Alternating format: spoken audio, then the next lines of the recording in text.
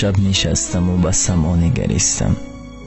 زیاد ستارگان را دیدم که می درخشند، یکی با آرامی و دیگری با هوا بلندی.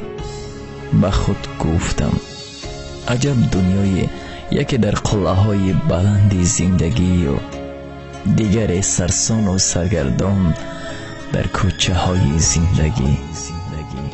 پیش تقدیر و تقدیر نویس همه بیچاره ایم. با این همه پست و بلندی ها شکرانه باید کرد.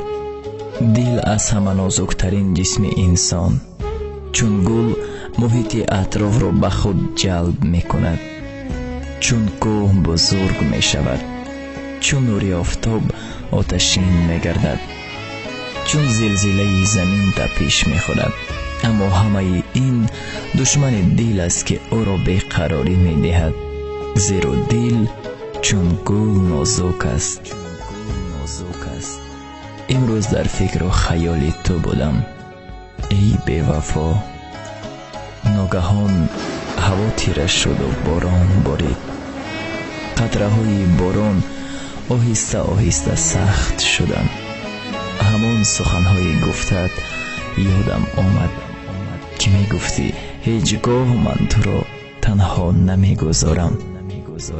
مثل قطره های باران اشک می ریزم تا دیگران بیخبر مانند.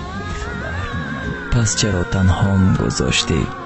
امروز تو را یاد کردم ای عشق من. در عالم خیالاتی رنگین خود غوطه‌ور می نشستم، از خود بیخبر. از شلیروس باران به خود آمدم و چشم به سما دوختم. چیسان با موج میزد باران.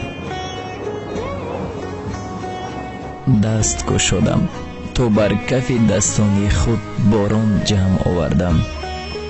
مقدار قطره های بارانی که دستان مرا پر کرده بودند. این عشق تو بر من بود و دیگر باران هایی که زمین و زمان، جویبار و کلها، رود و دریاها را جاری است. این عشق من نسبت تو است، اما تو به عشق من باور نداری و این عشق مرا حس نمی کنی.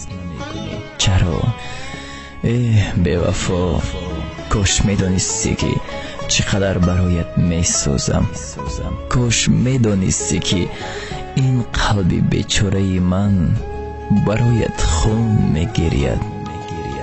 کاش می دانستی که هر روز، هر ساعت و هر دقیقه، هر ثانیه برایت اشک می ریزم.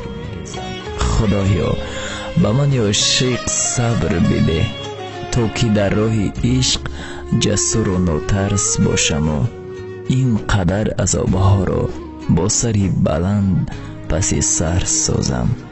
یادت بخیر عزیزی دلم، یادت بخیر.